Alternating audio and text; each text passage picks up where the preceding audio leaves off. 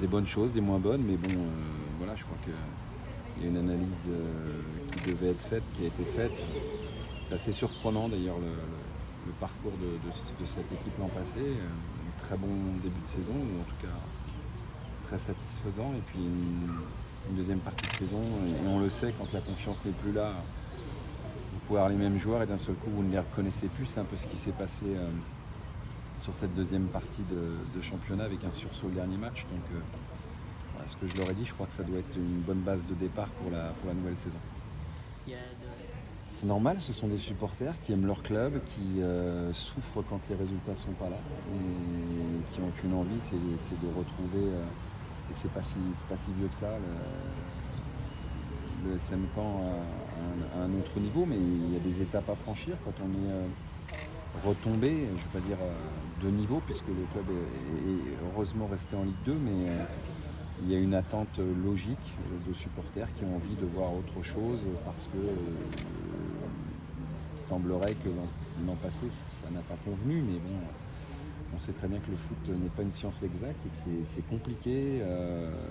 Il y a beaucoup d'équipes qui ont de grandes ambitions, et que l'an passé c'était une saison sans pour le Stade Malherbe, mais qu'ils aient envie de voir mieux, c'est tout à fait. Comme d'autres, je ne suis pas un magicien, mais on va essayer encore une fois d'améliorer ce qui n'a pas fonctionné l'an passé, avec beaucoup de respect malgré tout pour ce qui s'est passé, que ce soit Pascal Dupraz ou Fabrice Vandeput. Ils ont œuvré malgré tout pour que le club reste à ce niveau-là, et que c'est important de ne pas effacer ce qui s'est passé dans un sens et dans un autre. Après, encore une fois, nous, on travaillera comme on sait le faire, avec beaucoup d'investissement, de sincérité, une méthode. Voilà, on espère juste qu'elle fonctionnera aussi ici, avec d'autres joueurs, dans un autre contexte. Mais oui, évidemment que les attentes sont normales. Après, il faut faire attention. Aujourd'hui, on a un groupe quand même qui a fini à la 17e place, et que ce sera à nous d'essayer de le revigorer, de lui donner un nouvel élan. Mais encore une fois, on vient ici avec beaucoup d'humilité, beaucoup d'envie aussi.